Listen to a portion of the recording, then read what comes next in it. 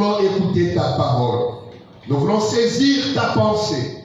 Permets à ce que ma soeur soit disposée. Permets à ce que mon frère soit préparé à recevoir cette manne qui descend du domaine élevé. Père éternel, ta parole est à mesure de nous accorder la foi. Une foi inébranlable, une foi qui ne pourrit pas. Ta parole à toi nous donne, oh Jésus, la lumière nous ouvre les yeux de notre cœur. Nous voulons voir les choses telles que tu veux que nous les voyons. Nous voulons entendre, Seigneur de grâce, mon Dieu, ta parole. Cette parole qui nous amène dans une dimension élevée. Raison pour laquelle nous détruisons, nous renversons toute pensée du monde ténèbres, toute pensée contraire à ta volonté, toute forme de lourdeur, d'incompréhension, toute forme de distraction, toute forme, Seigneur de grâce, mon Dieu, mon roi, de distorsion à ta parole, d'interférence à ta parole. Nous les rendons nuls et sans effet, et c'est là au nom puissant de Jésus. Au nom puissant de Jésus. Cher Saint-Esprit, parle-nous. Car nous, ton peuple, nous sommes réunis en ces lieux pour pouvoir manger ta parole. Parlez-nous le véritable Dieu. Parlez-nous le grand roi. Au nom puissant de Jésus-Christ, lui qui est notre seul Seigneur et Sauveur, nous avons prié que les saints applaudissent très bien pour le Seigneur. Que les saints applaudissent pour le véritable Dieu. Amen. Que Dieu soit loué. Que notre Dieu soit exalté. Et que mon Dieu vous bénisse. Je vous salue tous au nom merveilleux, puissant, glorieux de notre Seigneur et Sauveur Jésus-Christ de Nazareth. Je disais que je vous saluais au nom puissant de Jésus-Christ, lui qui est notre seul Seigneur et Sauveur. Bien-aimés, nous sommes là ce matin pour pouvoir nous édifier au travers de la parole de Dieu. Et je crois que tu es disposé à recevoir cette pensée. J'aimerais faire un petit rappel. L'année 2021 est une année où nous sommes en train de parler autour de ce grand thème qui est brille au milieu de ténèbres pour de nouveaux défis.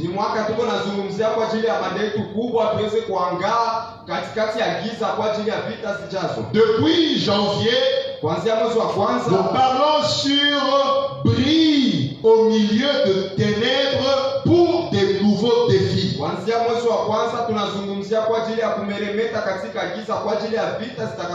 Dieu veut que tout un chacun de nous soit remarquable.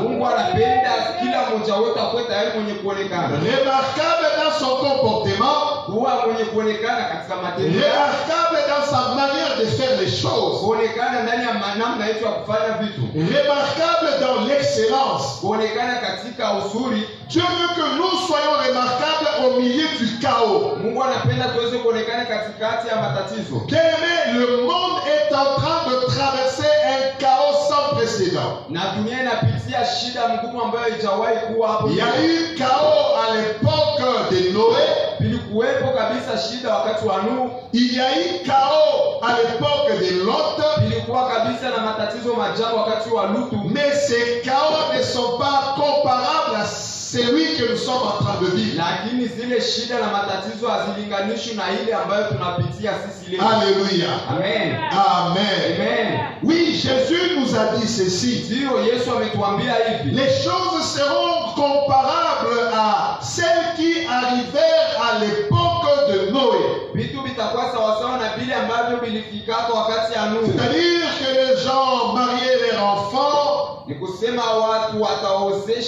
gens mangeaient, buvaient, fêtaient, alors que dans le domaine élevé, c'était déjà conclu la destruction de l'humanité. Bien-aimés, tous les signaux sont au rouge. Le monde est en train de traverser les moments les plus compliqués.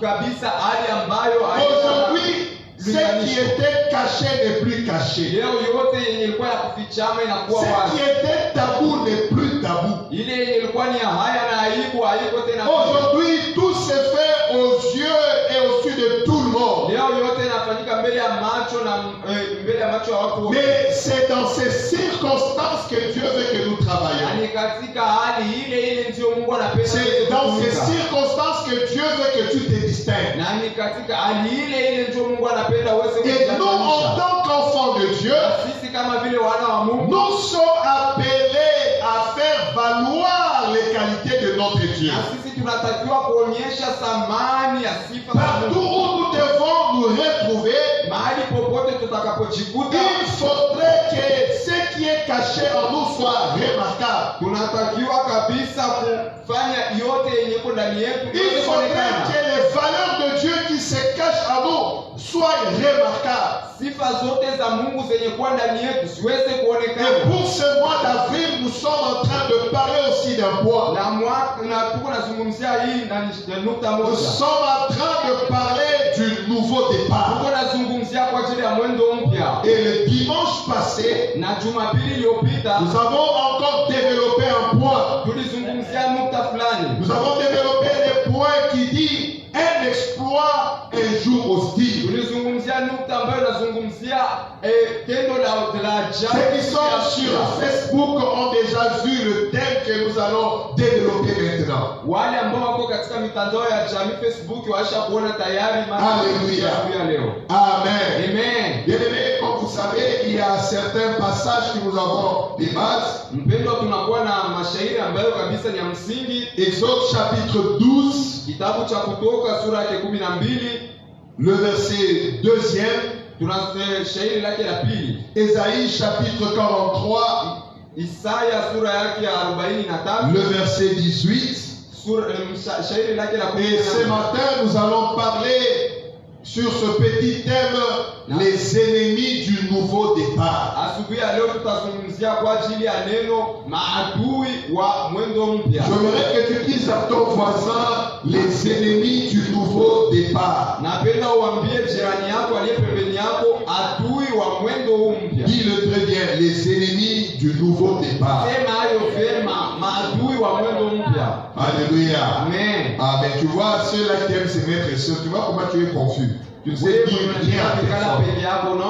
Alléluia. Que Dieu soit loué. Amen. Alors, le passage que nous aurons à lire, Na shairi ambalo tutasoma, est-ce que sont les piles? Alléluia.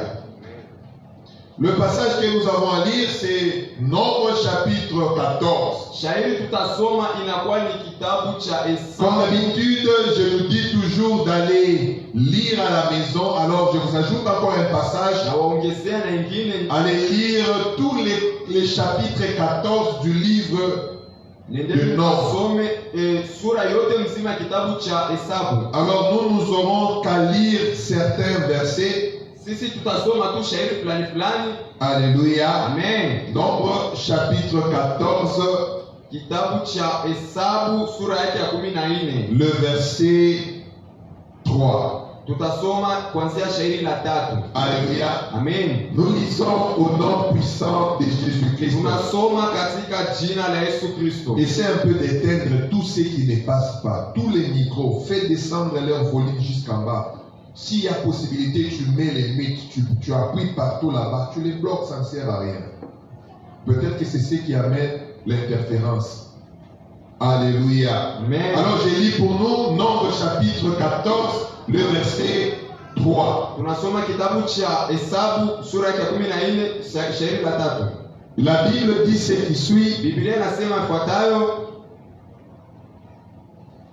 Pourquoi l'Éternel nous fait-il aller dans ce pays kwa nini wa milele anatufanya twende katika nchi ile où nous tomberons par le paix, nchi ambayo tutaweza kuuawa kwa kipanga, où nos femmes et nos petits enfants deviendront une proie? ambao wana wetu na wanawake wetu watakuwa kama vile ni nyara? Ne vaut-il pas mieux pour nous de retourner en Égypte? Je, si vyema kabisa kwetu kurudia Misri? Je reprends la lecture.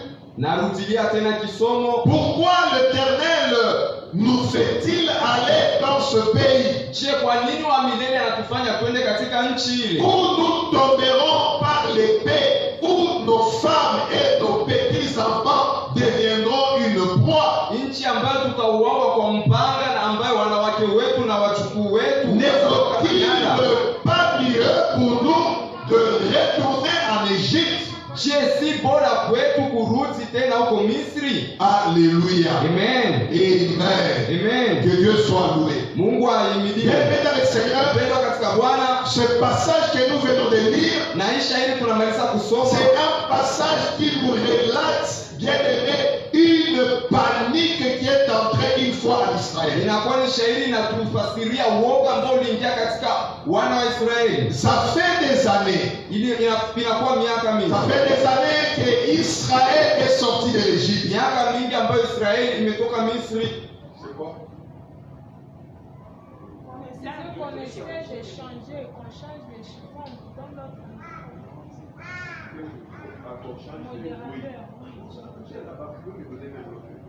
Pas toi, on dit alors, tu peux changer là-bas, tu lui donnes le microphone. Amen. Amen. Alors nous sommes en train de dire ceci. Tunasema hivi, Israël est déjà longtemps sorti de l'Égypte.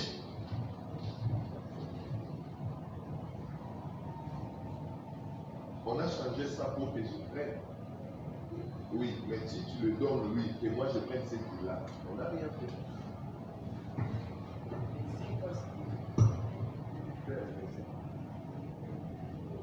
Alléluia. Amen. Amen. Amen. Je ne sais pas pourquoi tout au début du truc, ça n'a pas fait ça. Seulement au moment de la prédication. Que Dieu soit loué. Amen. Alors je disais ceci, Nilikuwa nasema hivi, que Israël est sorti il y a très longtemps de l'Égypte. Israël est sorti il y a très longtemps de l'Égypte. Israeli iliweza kutoka wakati Israël est presque maintenant à l'entrée de la terre promise. na Israeli ilikuwa nakaribia kabisa, ilikuwa kwenye mlango wa Peut-être que Israël venait de parcourir quelque chose de 30 ans ou 35 ans. Wenda Israeli ilikuwa anamaliza kutembea kwa saa miaka. Ils étaient à l'entrée de la terre promise. Na wanaoshafikia kabisa kwenye mlango. Et si vous lisez le chapitre 13, na mkisoma sheria ya 13, là-bas encore vous allez comprendre qu'est-ce qui les faisait trembler. Bale mtaelewa tena ni nini ilikuwa Parce inawatetemesha. qu'au chapitre 14, Kwa sababu kwenye sheria il y a un grand bruit en Israël. kuwa mtetemeko Il y a une grande panique en Israël. kuwa uoga mkubwa. Il y a des gens qui se réunissent dans de coins de maisons. Unakuwa watu wanakusanyika ndani ya Moïse est surpris de cela. Il sort avec Josué et avec Aaron. na Musa aliweza kushangazwa na ile hali. Il se retrouve devant un peuple fâché, na akajikuta mbele ya taifa yenye devant un peuple en plein désespoir. mbele ya taifa yenye kukosa matumaini. Ils étaient en train de pleurer comme des enfants. Walikuwa wakilia kama watoto. Bien, vous savez, lorsque les problèmes dépassent, Mpendwa, mnatambua wakati il y shida a des moments où tu vas pleurer comme un enfant. na wakati utalia kama mtoto mdogo. Je me rappelle lorsque mon père était encore vivant. Nakumbuka wakati babangu alikuwepo hai. C'était vers les années 94, Ilikuwa ni 95, miaka 190 na peut-être même 93. ilikuwa ni miaka 100. Il nous appelle au salon Anatuita hapo et il nous dit une nouvelle. anatuambia habari. Il dit, mes enfants, Anasema, wanangu, aujourd'hui, leo il y aura un communiqué qui passera à la RTC à leo Kinshasa. kutakuwa habari itapita katika vyombo vya Et radio na ce televisheni communiqué Kinshasa. va me concerner. Na ile habari inanihusu mimi. Je suis suspendu de mes fonctions. Na niliweza kusimamishwa Et kazi. la raison avancée est que j'ai détourné le cobalt. Na sheria wanasema ya kwamba niliweza kupitia Et lorsque mon père a dit ça pour la première fois, je l'ai vu pleurer. na wakati baba yangu alisema kwa mara ya kwanza Il nilimuona s'est akilia. ressaisi, il a fait sortir son mouchoir. Na akaweza kabisa Il m'a dit, mes fils, on me condamne d'une situation que je ne connais pas. Anasema, wanangu Je ne connais pas la couleur de cobalt.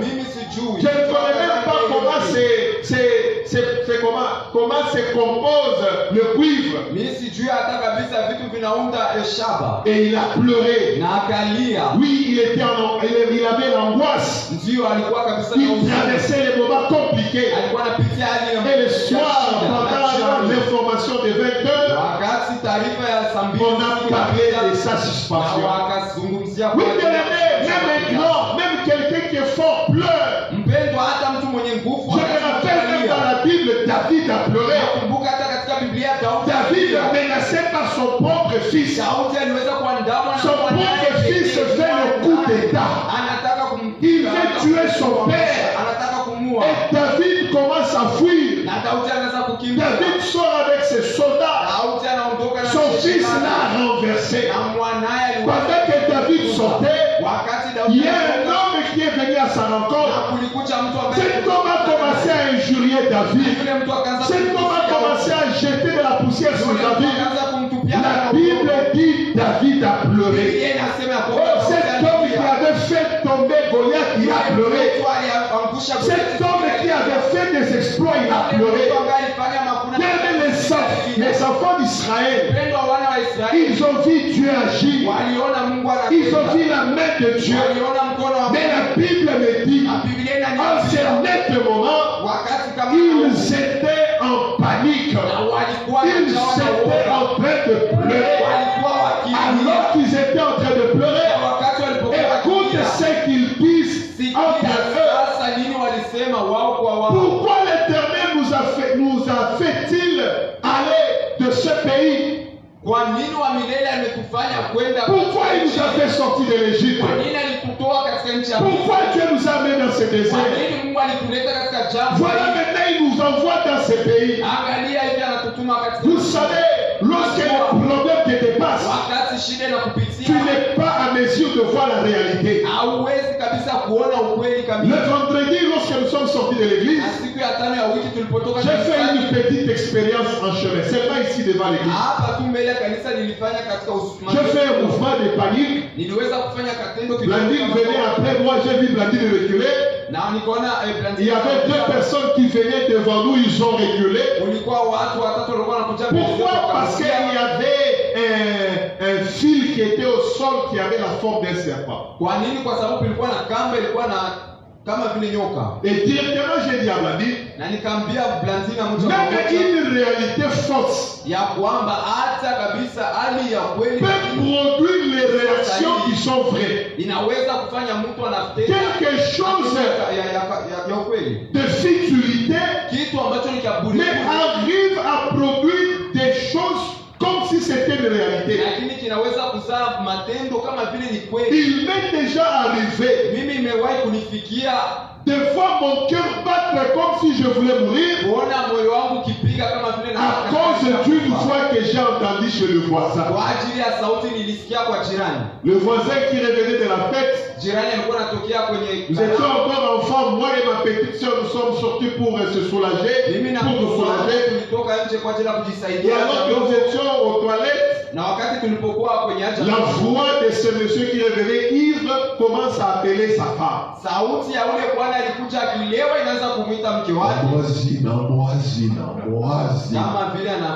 Et nous, quand on a entendu Ambroisie, c'est comme si c'était un démon, c'est comme si c'était un sorcier. Nous avons sauté, ma petite sœur est montée sur mon cou, nous sommes entrés à la maison en criant. C'est pour vous dire, même ce qui est faux peut produire une forme de réaction réelle. Et souvent c'est notre réaction encore qui nous fait croire que ce que nous traversons est vrai. Souvent c'est la panique qui nous pousse à croire encore davantage sur ce que nous sommes en train de voir. Permettez-moi encore de donner un autre exemple. Nous étions à Guadeloupe C'est le village natal de feu maréchal Mobutu. Ilikuwa ni kijiji Mobutu aliweza kuzaliwa. Nous avons passé là-bas avec toute la famille 3 ans et demi. Tuliweza pamoja na jamaa kuishi. Alors nous avions un grand champ. Tulikuwa na kishamba. Et il y avait un grand arbre qui était dans notre champ. Na kulikuwa kimuti kinene kilikuwa ndani ya shamba letu. C'était vers 12 heures, les élèves revenaient des cours. Ilikuwa ni saa 6 kamili. Et il y a eu du bruit dans toute la ville de Badolini. Shule na kulikuwa kabisa changamoto katika mji wote wa Badolini. Nous sommes sortis, tout le monde regardait sur cet arbre-là. Qu'est-ce qu'il y a? Il y a un boa. Il y a un grand serpent. Et ce serpent essaye d'attraper les corbeaux. Et nous tous, nous étions là en train de regarder sur l'arbre. Regardez comment il se balance. Ah, c'est un grand serpent. Vraiment, ça balançait comme ça. Ça balançait comme ça. Ça balançait comme ça. Ah, il est tout noir. Il a une grosse tête. Et nous étions là, nous sommes en train de regarder. Bien aimé, personne ne pouvait s'occuper de ses affaires. Tout le monde a passé son temps là. Mais il y a eu un colonel qui est arrivé. Le colonel est arrivé vers 16 heures avec sa paire de lunettes, de jumelles. Lorsque le colonel, dont le major a regardé, il a dit, oh, c'est une branche sèche qui s'est détachée et qui se met à baloter. Quelle honte! Il y avait mon père et le procureur de la République, le procureur qui donnait même les types, les qualificatifs de ce serpent. Il dit que c'est sa saison. Il est en train de chercher les œufs de corbeau. Nous ne sommes même pas posé la question comment un boa peut monter un arbre de près de 80 mètres.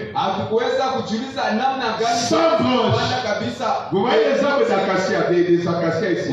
Souvent quand ça pousse, ça n'a pas de branches. Les branches commencent seulement au-dessus. C'était cet arbre-là. C'était un grand arbre.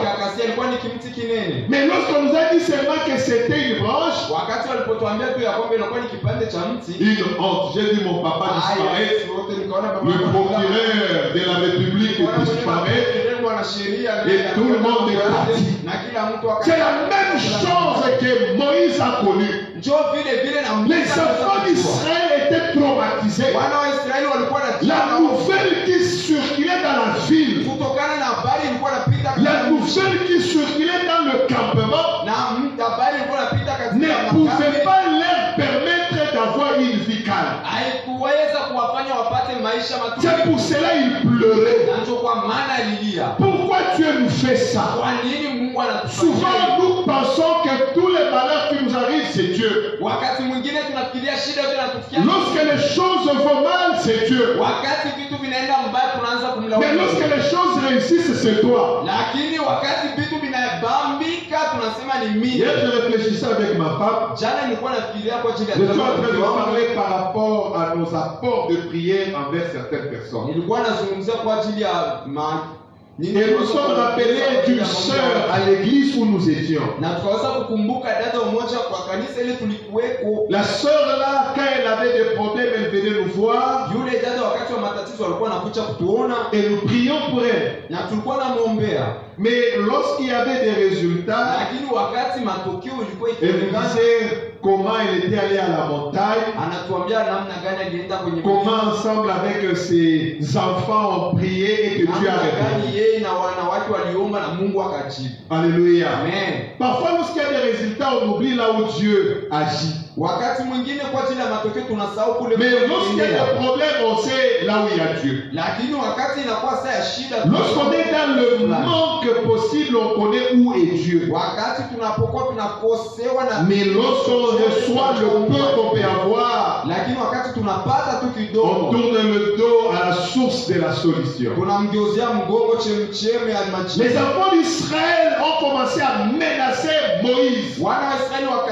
kumwandama Ils Musa. se sont entendus. Ne pouvons-nous pas tuer Moïse et Aaron? Ils les ont bien cités. Na wakawataja kwa majina wakisema hatuwezi kuwaua Musa na Ce n'est Aaron. pas nous qui vous avons fait sortir de l'Égypte. Haina sisi ndio tulijiondoa. Ce n'est pas le pasteur Luc qui est mort à la croix pour Haina vous. hata mchungaji Luka ndio alikufa msalabani kwa ajili C'est yetu. Jésus-Christ qui est mort pour vous. Ni Yesu Kristo ndio alikufa kwenye Mais lorsque vous msalabani. avez des problèmes, c'est les pasteurs qu'il faut crucifier, qu'il faut clicher des balles. Kwani mchungaji ndio mnapenda kutunjia. Et Moïse était là avec Aaron en train de trembler. Musa alikuwa pale na Haruni wakitetemeka. Pourquoi? Parce que le peuple est en train de traverser un moment compliqué. Kwa nini? Kwa sababu tu taifa ilikuwa inapitia wakati Et kabisa la cha Bible mabadiliko. dit, il y a deux personnes qui se lèvent. Na Biblia inasema kulikuwa na Ils ont dit non, vous ne pouvez pas faire ça. wakasema hapana, Vous ne pouvez pas parler comme ça. hamwezi kusema kwa Vous namna ne hii. pouvez pas vous attaquer Hamwezi à ces hommes. hamwezi kuwashambulia wao. C'est Ni Dieu. Mungu. C'est Dieu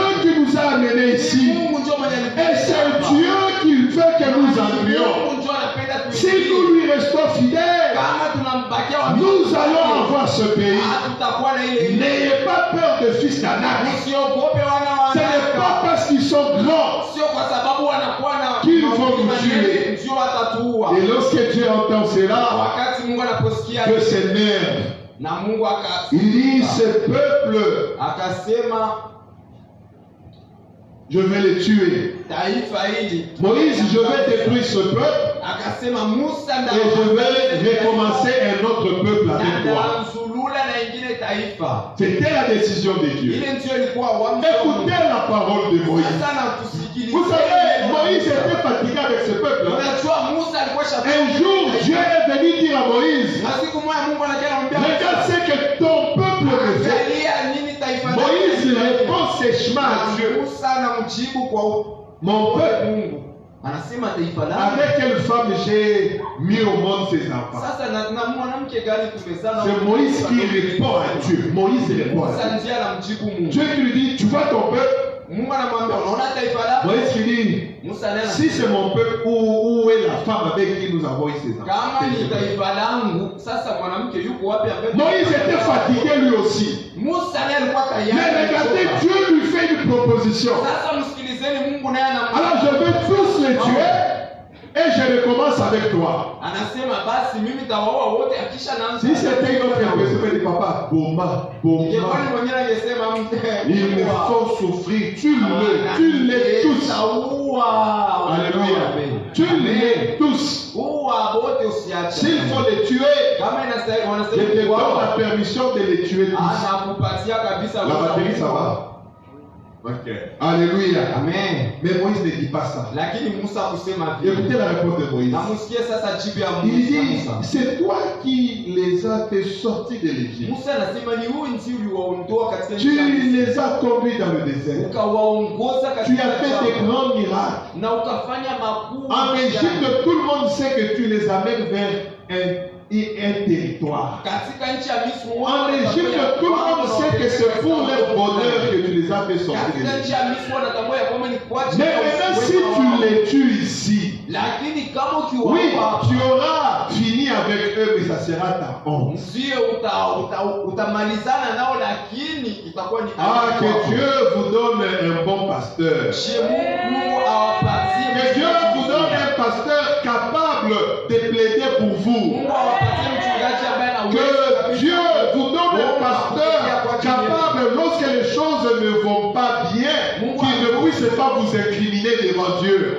mchungaji wenu akuwe ule mwenye anaweza Que kuwatetea Dieu mbele ya mette Mungu dans le cœur de na votre Mungu. pasteur un cœur grand de vous supporter. Mungu ampatie mchungaji wenu moyo mnene kwa ajili ya Pas un pasteur qui est capable de vous détacher de sa poitrine, de jeter les pierres qui sont sur sa poitrine à cause de la colère. wa kuondoa kwa ajili ya kasirani mawe yanayopatikana katika kifua Le chake. peuple a mal agi, Taifa ilitenda kwa ubaya, mais Moïse a intervenu autrement. lakini Musa akaingilia kati kwa kuwatetea. Les enfants d'Israël étaient devant une difficulté. Wana wa Israeli walikuwa mbele ya Et shida, cette difficulté difficulté les a coûté cher. Na ile shida kabisa iliweza kuwa kabisa tatizo kwao. Alléluia. Amen. Découragés du rapport qu'ils ont reçu. Na waliweza kuvunjika moyo kwa ajili ya taarifa walizozipata. Pour eux, c'était impossible de conquérir Jéricho. Kwa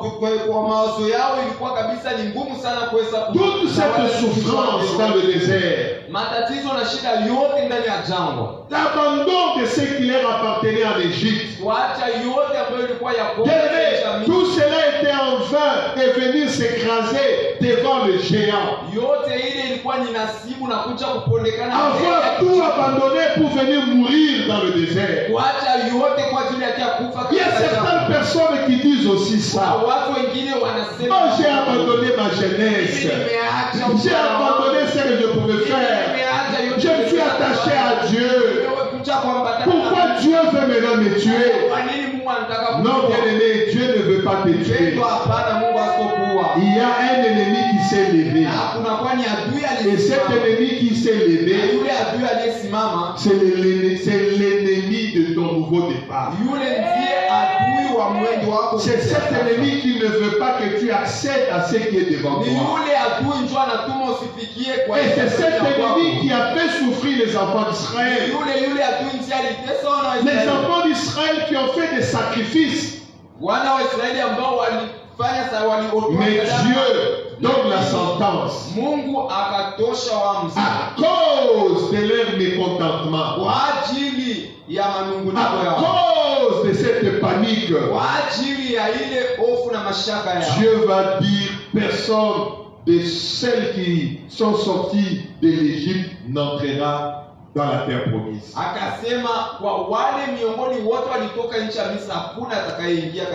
Les ennemis avaient travaillé pour les empêcher de jouir de ce que Dieu leur avait offert. Je pense en ce moment, les ennemis ont applaudi. Oh, ils vont plus entrer. Dieu est fâché, voilà, ils vont plus aller. Ils se sont laissés avoir par les ennemis du nouveau départ. Et ce matin, bien-aimé dans le Seigneur, j'aimerais réveiller notre conscience, disant qu'il y a des ennemis autour de nous. Il y a des ennemis tout autour de nous. Alors que nous sommes en train d'avancer, alors que nous sommes en train d'aller de l'avant, ils sont là, ils travaillent pour que tu n'arrives pas à accéder à ce qui est à toi. Ce sont ces ennemis que j'ai appelés les ennemis de nouveau départ. Les ennemis du nouveau départ travaillent toujours pour nous empêcher d'accéder à l'héritage. Ils savent que devant toi il y a le bonheur. Ils savent que si tu restes obéissant, tu vas vivre la main de Dieu. Ils savent si tu gardes la pureté, tu vas témoigner. Et ils s'élèvent pour empêcher que cela n'arrive. Chaque fois qu'il y a des difficultés, chaque fois que ton cœur veut se révéler, rappelle-toi qu'il y a des ennemis de ton nouveau départ. Chaque fois que tu sens que le découragement commence à te toucher, chaque fois que tu remarques que les choses commencent à t'abandonner, ne sois pas pressé aussi d'abandonner. Ne sois pas pressé de tout lâcher. Parce que ton ennemi qui travaille aura gagné.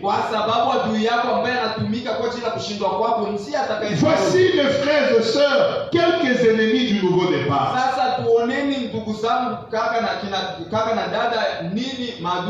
Et ces ennemis, je les ai tirés du mouvement des enfants d'Israël. Je vous demande de terminer la lecture d'Exode, commencer directement la lecture de Lévitique. Na waomba mumalize kabisa kusoma kitabu cha Kutoka na tuingie moja kwa moja Et katika après, kitabu nous cha Walawi. passerons dans le livre de Nombre, Na kisha tutaingia katika kitabu cha Hesabu. ensuite Deutéronome, Tutaingia katika kitabu cha Kumbukumbu la Torati. et après Josué. Na kisha tutaingia katika kitabu cha Yoshua. Ce sont ces 4 livres que j'aimerais que nous puissions vraiment étudier parce que ça décrit le mouvement que nous sommes en train d'effectuer. Na vile vitabu vinne napenda tuvisome kwa sababu ndio vinatupatia ufahamu kutokana na mwendo ambao tunaopitia. Alors, je retenu 8 ennemis du nouveau départ. Mimi nimeshika maadui wa 8. 8 ennemis du nouveau départ. Maadui wa 8 wa mwendo mpya. Et aujourd'hui, je vais seulement les énumérer. Na leo ndawataja tu. Et je pense prochainement, nous entrerons en profondeur pour développer cela. Na nafikiria siku zijazo tutaingia kiundani kwa ajili ya Le premier ennemi du nouveau départ, na wadui wa kwanza wa mwendo mpya, c'est de ne pas croire à la parole de Dieu. Ya kwanza kabisa ni kutokuamini neno la Mungu. C'est la chose qui a beaucoup dérangé les enfants d'Israël. Ndio kitu kiliweza kuwazuru sana wana wa Et Israeli. Moïse connaissait déjà les enfants d'Israël Musa aliwajua kabisa wana wa parce Israeli qu'il a vécu au milieu d'eux. kwa sababu aliishi miongoni mwao. D'ailleurs, il avait voulu les aider un seul Israélite. Kwanza alitaka kumsaidia Mais cet Israélite est allé l'accuser. lakini yule Mwisraeli Cet Israélite dira ceci à Moïse: na yule Mwisraeli akamwambia, tu veux me tuer comme tu avais tué l'Égyptien. unapenda sana mimi kuniua mpaka vile uliua yule Mmisri. Le monde est méchant. Dunia kabisa. L'Égyptien qui allait te tuer, l'Égyptien qui te faisait du mal, je l'ai tué. Mais maintenant là, tu te lèves pour m'accuser. Namuua sasa tena unashimama kwa ajili ya kunishutumu. Ne t'attends pas que les gens t'applaudissent pour les bienfaits. Usingoje watu wakupigie mikono kwa ajili Ne t'attends pas pour que les gens te jettent de fleurs parce que tu as bien fait. Usingoje watu wakumwagie maua kwa sababu umetenda. Va continuer à faire le bien. Endelea kutenda Et mema. attends-toi à recevoir la récompense de la part de Dieu. Na ungoje kupata thawabu kutoka kwa Mungu. Alléluia. Amen. Et Moïse dira ceci à Dieu. Na Musa akamwambia hivi Mungu. Ça, je pense, c'est Exode chapitre 5. Nafikiria ni kutoka kitabu cha Lorsque Dieu va l'envoyer vers Israël, wakati Mungu anamtuma Moïse va dire, ils ne me croiront na pas. Musa anasema Ils n'accepteront pas que ce que je dis vienne de toi. Pourquoi Moïse a dit cela? Parce que les enfants d'Israël étaient déjà habitués à l'esclavage. Ils vivaient l'esclavage. L'esclavage était devenu leur mode de vie. Ils se plaisaient déjà en étant esclaves. Mais cette nouveauté, ils ne pouvaient pas le croire. C'est pour cela que certaines personnes, à cause des problèmes qu'ils traversent, ils n'acceptent pas tout ce qui vient de Dieu. Dieu va te délivrer. Dieu va me délivrer. Toi, tu connais, ça fait combien d'années que je me traîne mal avec mon problème. Lorsque nous ne croyons pas à la parole de Dieu, nous nous mettons nous-mêmes un bâton dans les roues. C'est un véritable ennemi d'un nouveau départ. Deux, l'opposition d'Égypte pour la sortie. Bien-aimés dans le Seigneur, les Égyptiens ne permettront pas que vous vous en allez librement. Parce qu'ils savent qu'ils ont du profit en vous. Parce qu'ils savent si vous partez, c'est la défaillance chez eux. Ils se battront toujours à vous avoir. Bien-aimés dans le Seigneur, le monde ne vous laissera pas. Le monde ne vous lâchera pas facilement. Combien sont ceux-là qui tombent toujours à cause des amis? Tu veux abandonner les mal, mais les amis autour de toi ne te permettent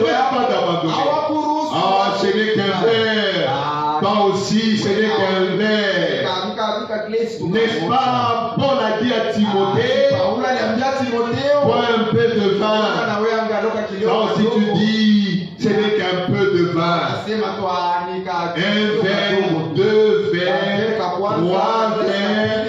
Après, tu commences à voir des inégalités, des petits trous qui deviennent des grands trous, noir qui devient blanc. na wewe. Alléluia. Amen. Il y a un monsieur qui était, il a bu, il a dit je ne veux plus boire. Il a bu, il a bu, il a bu, il a bu, il était ivre.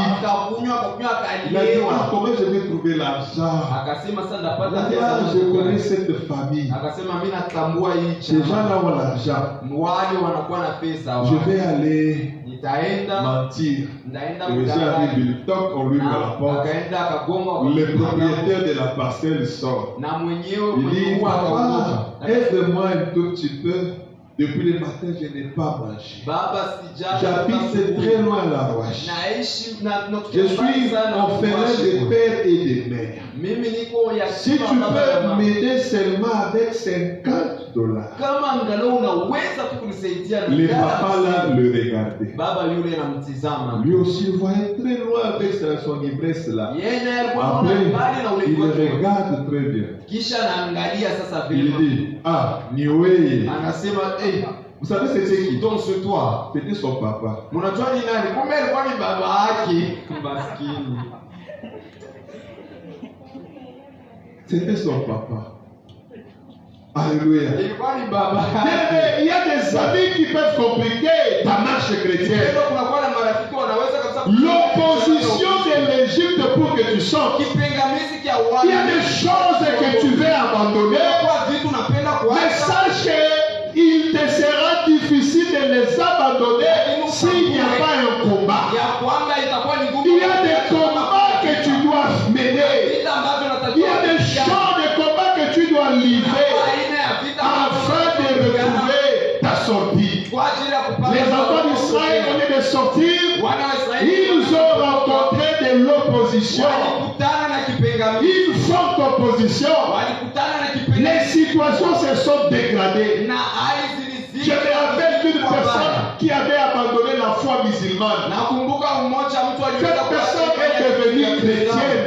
Yule mtu alikuwa Cette personne a commencé à fréquenter les églises chrétiennes. yule kijana alianza Cette personne a commencé à témoigner comment Jésus l'a sauvé. Yule mtu akaanza kabisa kushuhudia namna Yesu alimwokoa. Mais ce que cet homme n'avait pas fait, il continuait à travailler pour son père. Mais nini yule mtu akufanya aliendelea. Son père c'était un grand commerçant et c'était un grand musulman. Baba alikuwa ni Muislamu mkubwa na Ils avaient beaucoup de biens. walikuwa na mali nyingi. Son père a chassé le monsieur. Baba akamtimua yule kijana Le monsieur est allé voir les amis de son frère. na baba yake na yule Les amis de son père lui ont dit ton papa nous a dit de ne pas t'aider. na wale wanafikia baba yake wakamwambia yule Cette kijana personne a commencé à souffrir ici à Lubumbashi. yule kijana akaanza kuteseka. C'est là où l'église doit s'élever. Na ndipo hapo C'est là où l'église aussi doit être forte. Ndipo hapo kanisa Pour pouvoir, lorsque vous récupérez une personne pareille, kwa ajili ya wakati être capable de le prendre en charge. mtu kama na yule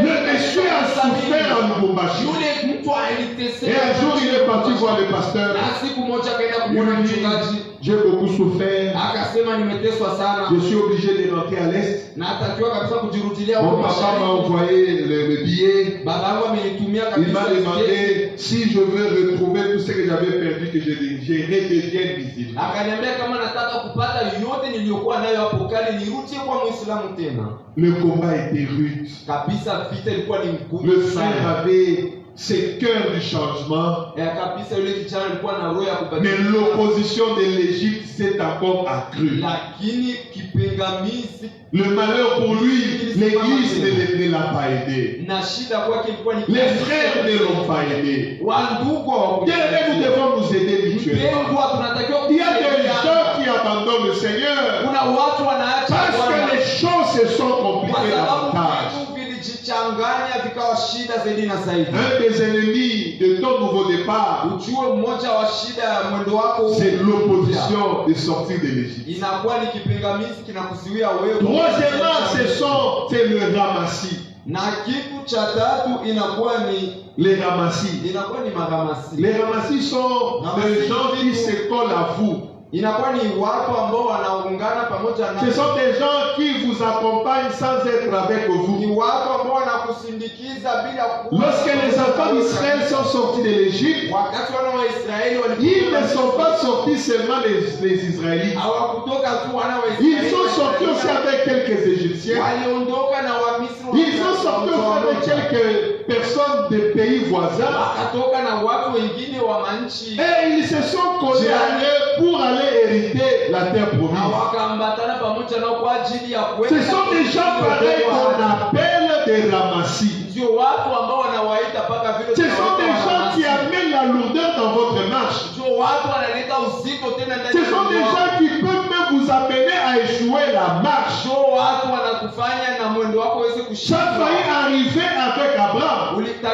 Ulitakiwa Abraham a commencé un nouveau départ. Abrahamu alianza Abraham est sorti de la maison de son père. Abrahamu alitoka Abraham s'est décidé de tout abandonner. Abrahamu alikubali Mais dans ses rangs, il y avait quelqu'un. lakini ndani Quelqu'un qui était pour lui, mes frères et sœurs, comment on peut dire, un bâton dans le roue. mtu ambaye alikuwa kwake kama vile kimuti katika Nous devons prier pour que Dieu nous aide. unatakiwa kuomba kwa Que Dieu mette autour de nous des hommes et des femmes Mungu aweke pembezoni mwetu capables de nous aider d'avancer. ambao wanaweza kukusaidia Pas des hommes qui viennent vous épuiser. sio wanaume au wanawake Pas des personnes qui amènent des problèmes autour de Hapana vous. watu wa kuleta tena Dieu les met dans tes affaires. mpendo unapenda Demande à Dieu d'enlever autour de toi le ramassis. Mungu aondoe bana Des gens capables de t'épuiser alors que tu es sur le bon chemin. wenyewe banakuja kukuchokesha wakati uko katika njia sahihi. Alléluia. Amen.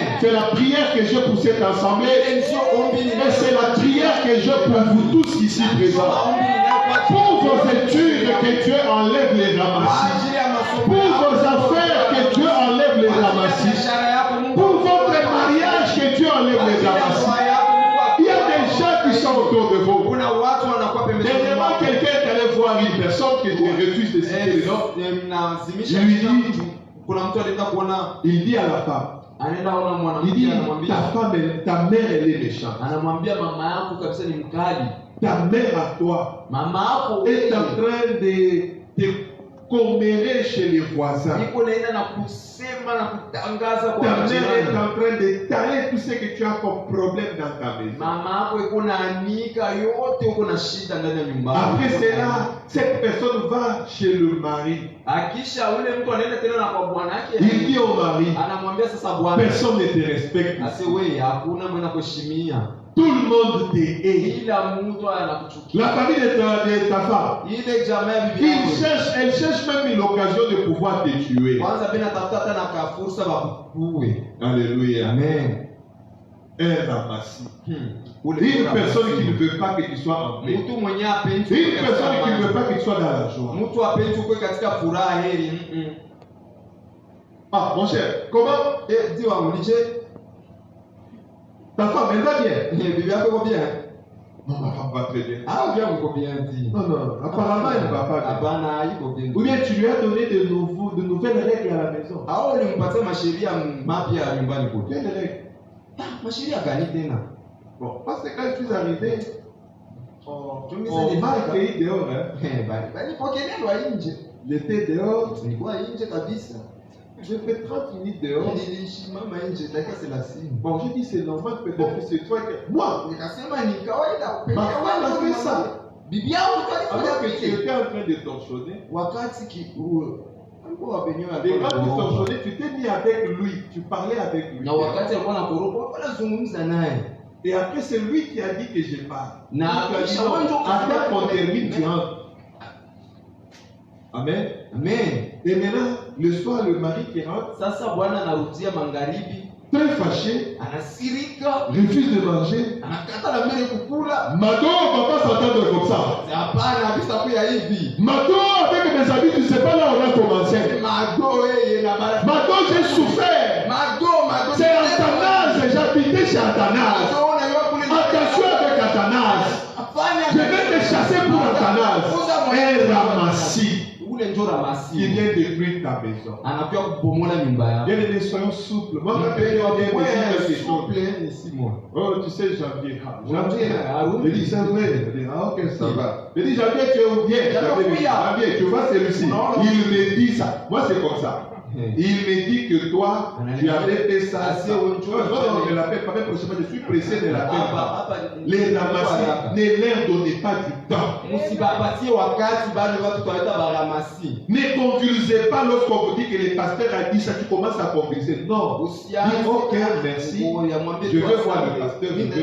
Je veux parler avec lui. Papa, il y a tel qui m'a dit, tu avais dit ça. Tu avais dit ça. Le pasteur te dira, mais toi, oui, c'est vrai, j'avais dit ça. Tu sais pourquoi j'avais dit ça?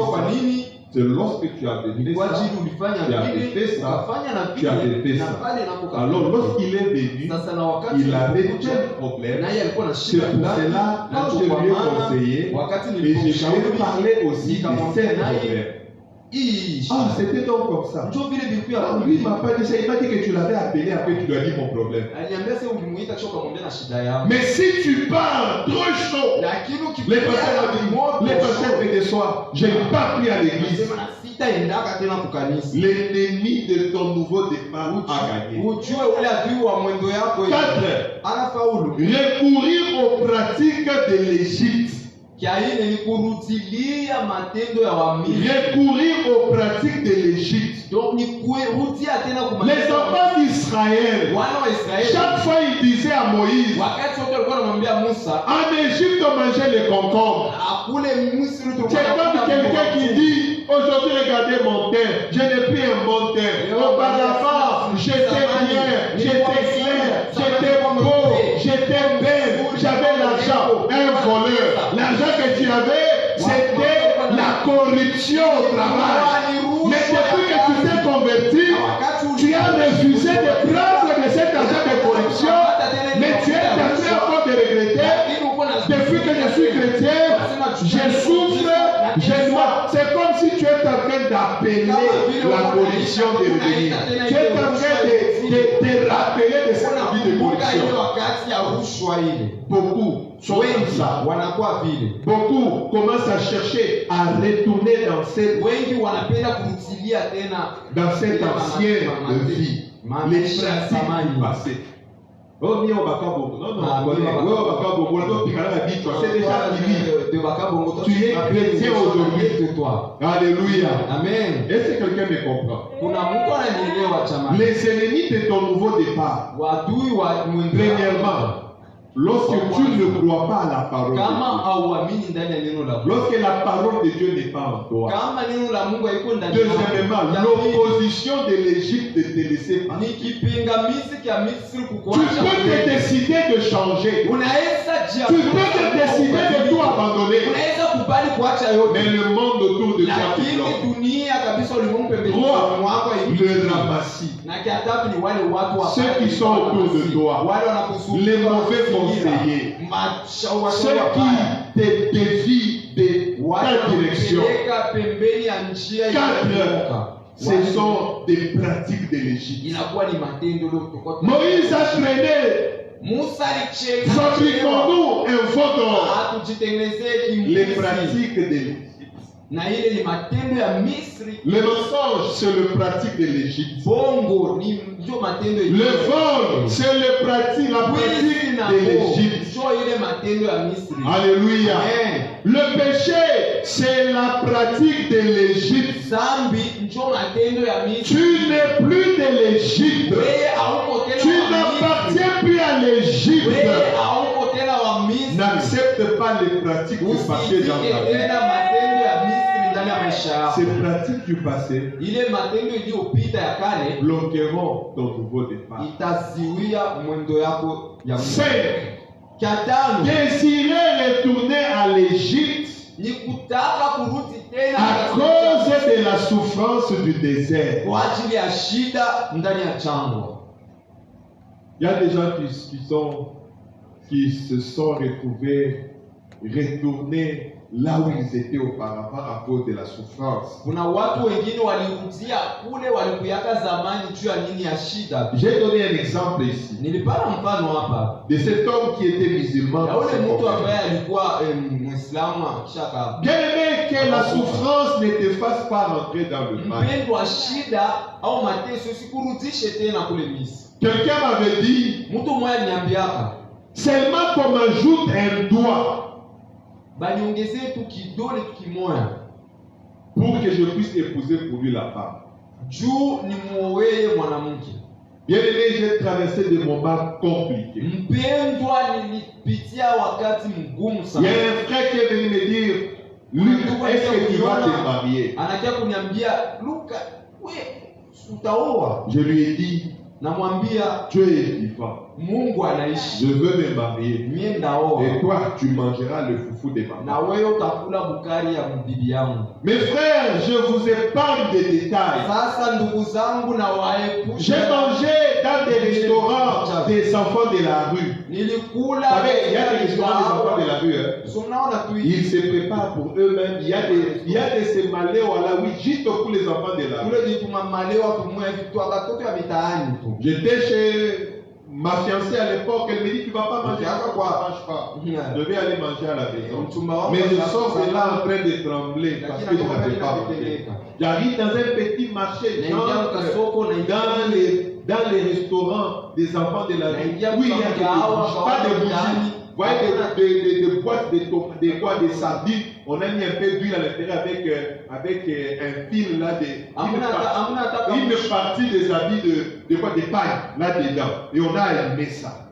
Et j'ai mangé un foufou compliqué avec des frétins qui n'ont pas le nom parce que je l'ai reconnu par le goût.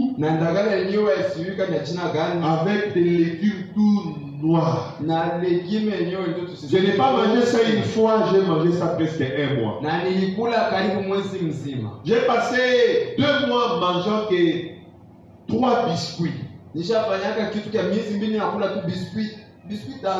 Et à un moment donné, je me suis dit que je n'ai pas tellement demandé pardon à cette personne qui refuse d'épouser pour moi la femme, ainsi de suite.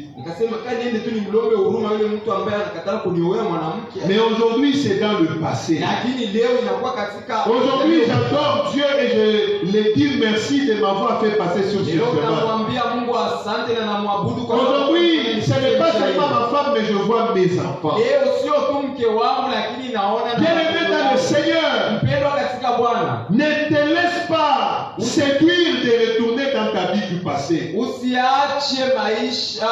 des amis que tu as abandonnés. Il y a des amis que tu t'étais décidé disant, je ne veux plus les fréquenter. Je ne veux plus leur demander quelque chose. Mais aujourd'hui, tu essayes de retourner encore vers ces gens-là. Non. Regarde vers l'avant. Continue à avancer. Ta souffrance n'est rien d'autre, mon frère, ma soeur. Les marches sur lesquelles tu montes vers ta gloire. Aujourd'hui, tu peux pleurer, mais demain, ça sera un sujet de joie pour toi.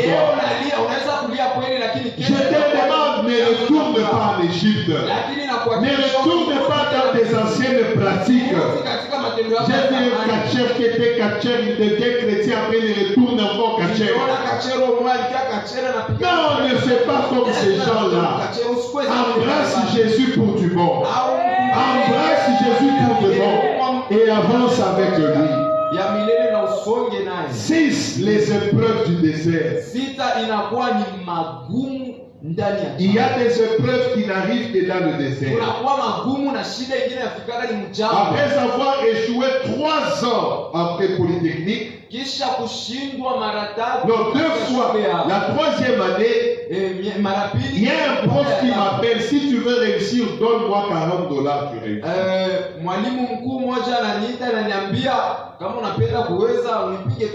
L'épreuve dans le désert. Il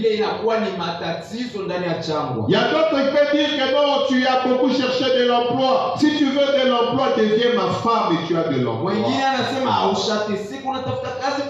kuya tu bibi yangu utapata kazi moja kwa Il y moja. a d'autres qui peuvent même te dire, non, deviens ma deuxième femme. Wengine kuya hata deuxième bureau. Quand je parle que non, deviens ma femme pour avoir du travail, il y a même des hommes qui cherchent des hommes pour avoir du travail.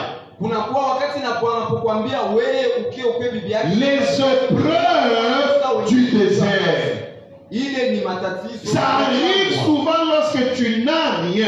Inafikaka zaidi wakati J'ai regardé ce prof-là. niliangalia yule Je lui ai dit, je ne te donne rien. nikamwambia mwalimu siku Mais dans 12 ans, je serai ingénieur comme toi. miaka 12 baadaye ndakuwa Effectivement, 12 ans après, na kabisa ukweli je suis devenu ingénieur comme lui. miaka 12 nilikuwa engineer kama yeye. Alléluia. Amen. Avec possibilité de commencer une carrière d'enseignant. Na fursa ya kwanza kabisa kazi ya walimu. Les épreuves du désert Shida za jangwa peuvent vous faire quitter sur votre chemin. zinaweza kukuondoka. Les épreuves du désert Shida za jangwa peuvent vous faire, comment je peux dire, tu risques de décevoir Dieu. zinaweza kufanya kabisa unamwasi Mungu. Septièmement, Na la peur de l'inconnu. inakuwa ni woga. Ce sont les ennemis du désert. Et pardon, les ennemis du nouveau Ndio départ. inakuwa kabisa maadui wa mwendo. La peur de l'inconnu. Inakuwa kuogopa mtu ambaye. Combien refusent de sortir de l'Égypte parce qu'ils ne savent pas ce qu'il y a de l'autre côté? Wangapi walikataa kutoka ndani ya Misri kwa sababu Il y a un homme qui était féticheur. kuna bwana mmoja alikuwa kabisa mshirikina. On l'a prêché Jésus. Walimu tangazia Il a commencé à pleurer. akaanza Il kulia. a dit, je vais l'accepter. Akasema ndio mimi Mais si je l'accepte, lakini nikimkubali je vais mourir. nakufa. On lui dit, tu vas mourir comment? Wanamwambia utakufa Il dit, je vois. Anasema Il ouvre une porte d'une chambre. anafungula kamlango. Dans la chambre, il y avait beaucoup de statues. Mule ndani ya chumba kulikuwa Il bimasi. dit, une fois que je me convertis, Anasema toutes ces idoles hii miungu vont me tuer. itaniua. Il y a des gens qui m'ont déjà dit, Kuna watu ambao je washakuja prêche quelqu'un, la personne me dit, na mhubiri. si j'abandonne la prostitution, pardon, si j'abandonne la prostitution, qui va payer les études de mes enfants? Qui va payer pour moi le loyer? Qui va prendre soin de ma mère qui est malade? Moi-même, j'étais en train de lui prêcher, je n'avais rien. Je lui dis, Jésus s'occupera de toi. Ninamwambia Yesu atajishughulisha na Il wewe. dit, ah, il s'occupera de moi comme il s'occupe de toi. Anaambia atajishughulisha na mimi Je kama bouge vile les chaussures qui étaient déjà comme ça. na tingiza tayari miguu yangu. Alléluia. Amen. Il y a des gens qui ne savent pas abandonner le mal. Kuna watu ambao wajui Parce qu'ils ont peur de l'inconnu. wanaogopa. Ils n'ont pas foi envers Dieu. Hawaamini ndani ya Ils Mungu. pensent que s'ils embrassaient Dieu, ils deviennent Wanajua des ya kwamba hommes délabrés. kumbatia Mungu watakuwa watu Ce matin, je te dis, mon frère, asubuhi leo nakwambia ndugu yangu, si tu ne risques rien, ndugu yangu kama tu kabisa ne verras rien dans kama ta vie. urisikie kitu ndugu yangu hausaona. Et huitièmement, na kia munane c'est le défi de la conquête. nukta ya 8 inakuwa kabisa ni Et le défi de la conquête arrive lorsque tu es à la sortie. na vita ya kwenda kuchukua. Le défi de la conquête arrive lorsque tu commences à sentir l'odeur de la victoire. bali unaanza kusikia harufu. Les enfants d'Israël ont marché dans le désert. Wana wa Israeli walitembea ndani Le ya jangwa. désert était l'histoire ancienne. Jangwa ilikuwa ni historia ya kale. Jéricho était devant eux. Yeriko ilikuwa mbele yao. Il y a eu des espions. Ulikuya na Il est resté qu'ils fassent la dernière attaque. ilikuwa nakosa tu bashambulie kwa mara ya mwisho. Mais là, Lakini pale ils ont commencé à paniquer. wakaanza tena kuogopa. Les fils d'Anak sont devant nous. Wana wanaka wako Ils sont plus grands que nous. ni wakubwa kuliko sisi. Bien, mais souvent, les dernières difficultés deviennent plus grands que nous. Mpendwa zaidi, shida ya mwisho inakuwa kabisa. Mais ce matin, je voudrais te dire que ces difficultés sont plus grandes que toi, mais ne sont pas plus grandes que ton Dieu. Lakini napenda kuambia shida ile ni kubwa kuliko wewe, lakini sio kubwa. Souvent, nous nous comparons nous-mêmes à nos difficultés. Nous pensons que ce que nous vivons, Dieu aussi le vit. Zaidi tunalinganisha shida yetu pamoja na sisi kufikiria ya kwamba yale tunaishi. Ce matin, je ne sais pas quel type de difficulté tu fais face. Asubuhi ya leo sijui shida gani Ce matin, je ne sais pas quel type de problème tu es traverser. Sijui kabisa matatizo gani uko unapitia. Mais la seule chose que je peux te dire, Lakini kitu kimoja le Dieu qui t'a délivré de l'Égypte, ujue ya kwamba Mungu ambaye le Dieu qui a fait de toi son fils, Mungu ambaye le Dieu qui fait aujourd'hui qu'on t'appelle chrétien, Mungu yule alifanya ce Dieu ne te couvrira jamais de la honte. Je dis, ce Dieu ne te couvrira jamais de honte. Il n'y a aucun problème que tu traverseras Hakuna shida utapitia qui dépassera ton Dieu. ambaye itampita Mungu Ton wako. Dieu est au-dessus de tout. Mungu wako iko juu Ton ya Dieu yote. connaît tout. Mungu wako Ton anajua Dieu yote. répondra à tout. Mungu wako Et ce matin, aucun ennemi bloquera ton nouveau départ. Aucun ennemi ne t'empêchera d'aller de l'avant. Aucun ennemi ne t'empêchera de témoigner la grandeur de Dieu. atakuzuia kuishi. Il y a un Dieu merveilleux, Kuna Mungu il y mwema, a un Dieu grand kuna Mungu mkubwa qui est disposé à conduire ta vie. ambaye iko pale kwa ajili ya kuongoza maisha yako. Attention, Angalisho, attention avec ses ennemis. angalisho na hawa maadui, Ne pas croire à la parole de Dieu.